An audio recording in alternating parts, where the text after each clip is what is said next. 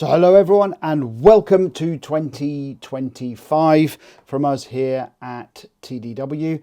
And first and foremost, huge thank you to everybody who worked with us, used us, supported us during 2024. We had a great year in 2024.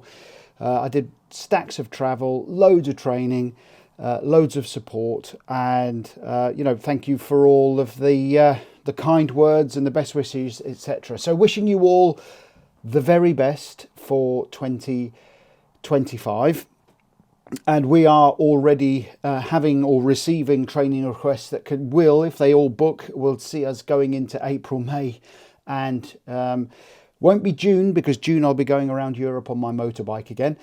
But the early signs are that there is a thirst for what we do here at TDW, which is a unique way of delivering training, sharing knowledge, those kind of things. So we're going to talk a little bit about that today, on how we're going to change things. And I hate the term, but how we're going to double down on some of the things that we know are resonating with our customers and with the market, from the comments that I receive, not only through YouTube, but also emails I receive and messages through LinkedIn and those kind of things. So what are we changing? Well, those of you who don't know, we have a learning portal, login.ipstraining.co. We use that learning portal a lot for making resources available, both free and premium, to customers and non-customers. And we, have templates on there, white papers on there, webinar recordings, but also lengthy tutorials. And, some of us are TDW Plus subscribers, and some of us have team access to that, etc. So the portal exists. And one of the things that we've been working on is a strategy on how do we make the portal a kind of a hub of knowledge and a centralized resource for TDW knowledge that we can both give premium and free content available to the market. So you're going to see from us in 2025 a doubling down, and I hate the doubling down, of the use of our portal. And again, those of you who have done our training courses know that we use it anyway, and we put recordings and additional resources, etc., on there for you during your training courses.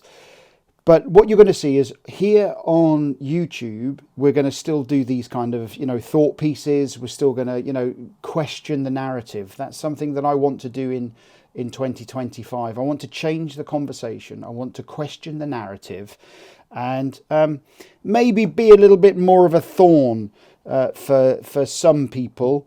There was a great video I saw on I don't do TikTok, but on Instagram, which was one of the from the Craze film, saying, for those of you who thought I was going away in 2025, it's all bad news. The reality is that I want to change the narrative. I want to change the discussion slightly. And based on some of the questions that we've been receiving here at TDW, as well as, some of the comments that I've had and some of the feedback I've had from training and from learning. So there are reasons why I want to do this. And there are some intellectual property based type reasons, and there are some practical reasons. So let's talk a little bit more about the kind of practical reasons. On YouTube, we can post a video, and we can post an article on LinkedIn, and we can point people at different resources. What I want to do is have a centralized area that we can say, here's a video, watch the video, here's a PDF, you can download the PDF, here's an interactive map, here's an interactive, we just bought some 3D interactive tutorials type software. We can start making 3D type, navigate. We've started testing how we can make something like the common data model, something a little bit more interactive that you can click on, and it shows you kind of the data relationships and those kind of things. That kind of stuff that we can embed onto our portal that we can't do if we're doing something on LinkedIn or if we're doing something on YouTube. The other side of that is I am very much a let's not put all our eggs in one basket kind of guy. There are hundreds of horror stories of YouTube shutting down channels, or is it shadow banning? I think they call it shadow banning certain. Now, we don't get involved in politics and all that kind of stuff here. I don't want to get involved in that stuff. So the reality is that putting all your eggs in something like YouTube or LinkedIn, etc., which is somebody else's software, it's somebody else's platform, is actually quite a big risk for a company. So whilst we're going to continue to do the LinkedIn, the YouTube and that kind of stuff, we're going to be focusing more on putting deeper, more engaging, more relevant, more in detail type tutorials over on our portal. So we'll put something, maybe not a teaser, but something that is, this is what we're talking about this week over on our portal. You can decide whether it's something you want to go over and watch or download, etc. The other thing that's happening, they say that imitation is the highest form of flattery. I know that I say things on YouTube or LinkedIn, and then other people adopt those words and they use them in their presentations, etc. That's going to happen. However, the bigger challenge now, and we're seeing it more with our content, is the training of language models. We can see on our metrics, our stats that are coming from YouTube, and we monitor what's going on our websites, etc., that AI engines are now accessing our content, reading our content and learning from our content. Well, I don't want somebody else's language model learning from my content, from my intellectual property. So we are taking steps to protect our intellectual property, which means that if we put it behind some kind of firewall, behind some kind of login on our portal, we can protect it. And that leads me into, we want to train our own language model, because we are developing our own AI capability for our students, who can then come in and access 15 years worth of training and content that we've created through our AI agents and not through some third party. So we want to embrace AI.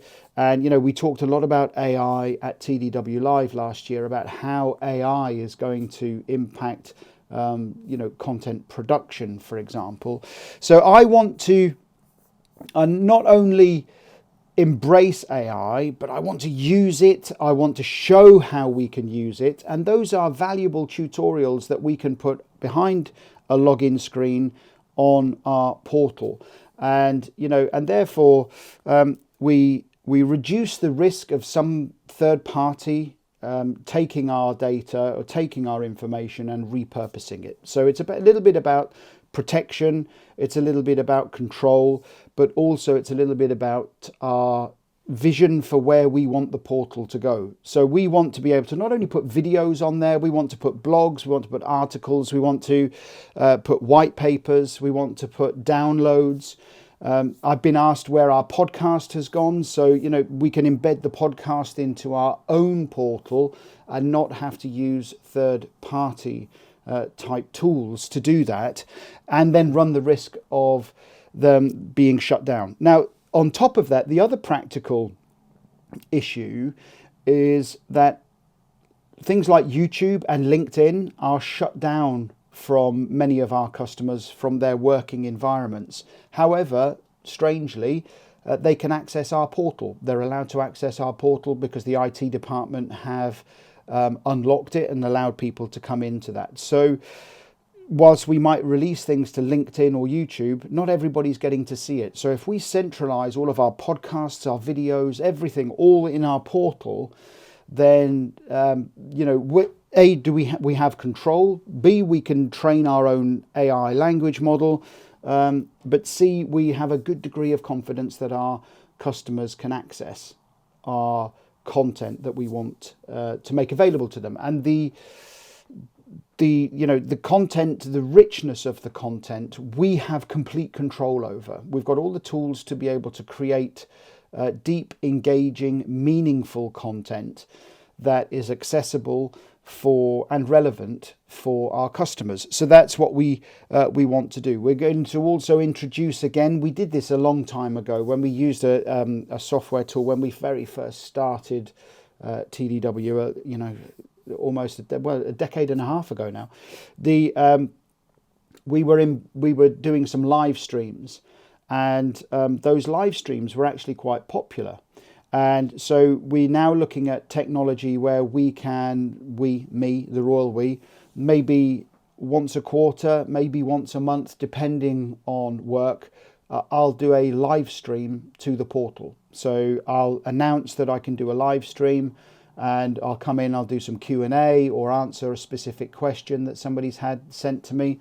One thing that I do want to do is we get lots of questions into TDW, and a lot of them are software related questions.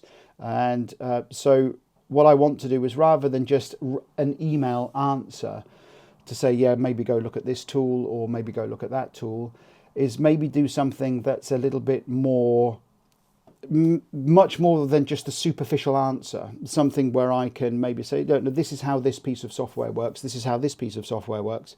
And together, when you're sending me your questions, we're also developing our own interactive AI-driven knowledge base. And this is, I'm sure now that I've said that, this will magically appear as somebody else's idea somewhere else. But this is what I have had a vision for our portal for 2.5, 3 years now. So I want to be sure that we can deliver the content that you need, as well as making it accessible for all levels of users and language capability, etc. So, which is why we have come up with you would have seen last year I had TDW Learn More. Well, it was always with a vision to become TDW Learn More, Achieve More. And because I want to look at not only things that are hot topics like the S-Series, and how do we make the S-Series work, and should we be using the S-Series, what are the alternatives, etc. I want to look at tutorials around what actually influences our decisions around this. I did something at TDW Live. I did a 5-hour presentation on how AI is impacting product support. I introduced some terms that I knew nobody in the room would have heard. And I asked if anybody had heard these terms. I'm being kind of nebulous about this because I just want to, we're going to be doing some tutorials on this stuff. So, but it was around data analytics, and it was around data insights. And nobody had knew, so they didn't really have kind of some of the background knowledge as to why we're doing this stuff. When I do S1000D training, we spend maybe the first hour and a half looking at the problems that we're trying to fix. Not what S1000D is, what are the problems that we're trying to fix? And then we can look at why S1000D is doing what it does.